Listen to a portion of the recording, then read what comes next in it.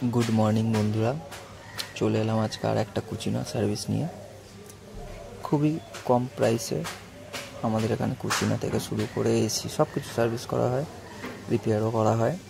তো আজকে আর একটা দিন শুরু করলাম কুচিনা সার্ভিস দিয়ে। তো আপনারা দেখতে থাকুন। একদম পরিষ্কার পরিচ্ছন্ন করে কাজ করা হয়, কোনো খুঁত পাবেন না কাজে।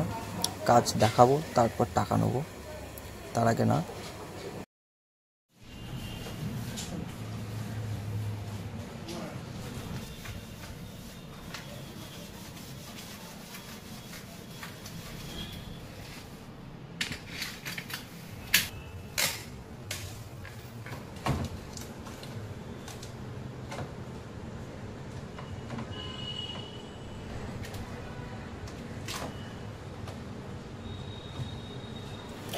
তো বন্ধুরা, আমাদের এখানে কাজটা কমপ্লিট হয়ে গেছে। একদমই কম রেটে কাজটা করি আমরা। আপনার জিনিসের ওপর দাম নির্ভর করছে, তাও আপনি যে দামে পাবেন আর কোথাও পাবেন না আশা করছি। তো দেখুন, কমপ্লিট হয়ে গেছে আমাদের সব কাজ শেষ। তো থ্যাংক ইউ ফর ওয়াচিং।